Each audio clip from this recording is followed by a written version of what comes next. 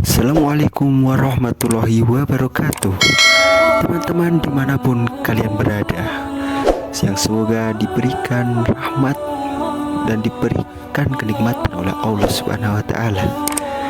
Kali ini saya, Farhan Nur Saididananda, akan menjelaskan sebuah materi yang insya Allah akan berisi muatan-muatan yang informatif mengenai Al-Quran dan juga hadis, yang akan menambah keimanan kita dan keikhlasan kita mengenai ensiklopedia keislaman kita. Amin, amin ya robbal alamin.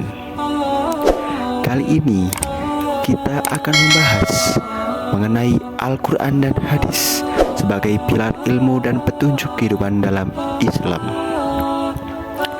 Al-Quran dan hadis merupakan dua fondasi utama dalam ajaran Islam yang menjadikan sumber hukum, pedoman moral, dan tuntunan hidup bagi umat muslim. Al-Quran adalah firman Allah yang diturunkan kepada Nabi Muhammad SAW melalui perantara malaikat Jibril. Sedangkan hadis adalah segala ucapan, perbuatan, dan persetujuan Nabi Muhammad SAW yang berfungsi menjelaskan dan rinci isi Al-Quran. Keduanya memiliki kedudukan yang saling melengkapi. Al-Quran sebagai sumber premier dan hadis sebagai sumber sekunder dalam hukum Islam.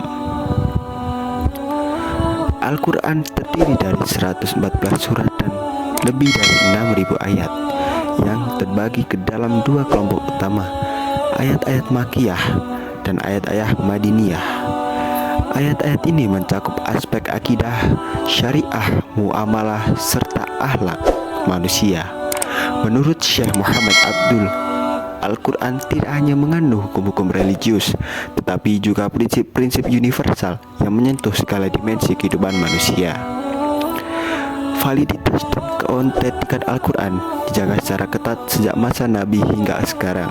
Umat Islam meyakini bahwa Al-Quran adalah kitab suci yang terpelihara dari perubahan sebagaimana ditegaskan dalam surat Al-Hijrat ayat 9, yang artinya sesungguhnya kami yang menurunkan Al-Quran dan sesungguhnya kami benar-benar menjaganya. Wallahu a'lam bishawab. Berbeda dengan Al-Quran, hadis merupakan wahyu dalam makna non-lafziyah, yaitu penjelasan ilahiyah yang tidak disampaikan dalam bentuk teks suci, melainkan dalam bentuk tutur kata dan perilaku Nabi Muhammad SAW. Karena itu, hadis memiliki klasifikasi berdasarkan kualitas sanad dan matan. Ilmu mustahalah hadis berkembang pesat dalam upaya menjaga kemurnian riwayat dengan ulama seperti Imam Bukhari, Muslim, Abu Daud, dan lainnya. Keabsahan hadis ditentukan melalui kriteria sebagai kesinambungan sanad, integritas perawi, dan kecermatan hafalan.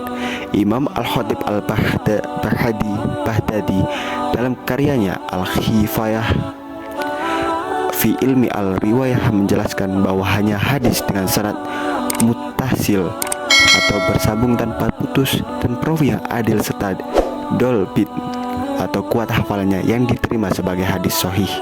Dengan metodologi ini, umat Islam dapat membedakan antara hadis yang bisa dijadikan hujah dan tidak. Fungsi hadis tidak hanya sebagai penjelas isi Al-Quran, tetapi juga sebagai pelengkap dari pemberi rincian terhadap perintah yang sifatnya umum. Dan Al-Quran, misalnya perintah salat dalam Al-Quran tidak dijelaskan secara rinci tata cara pelaksanaannya.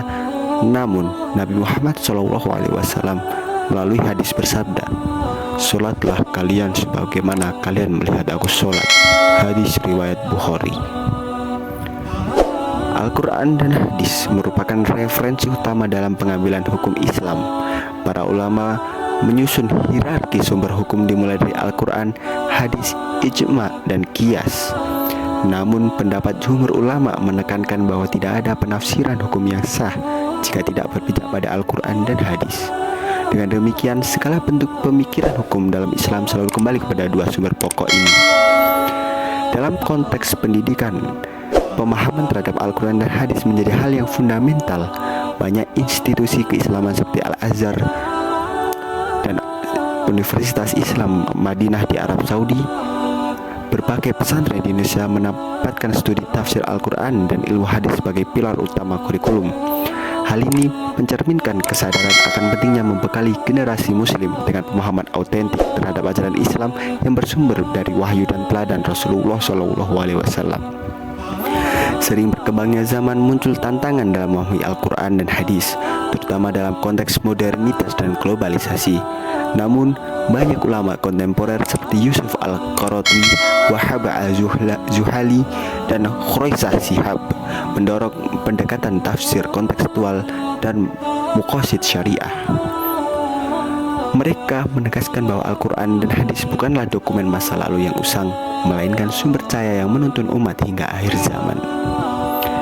Kesimpulannya, Al-Quran dan hadis adalah sumber pengetahuan, hukum, dan moralitas yang tak tertandingi dalam Islam.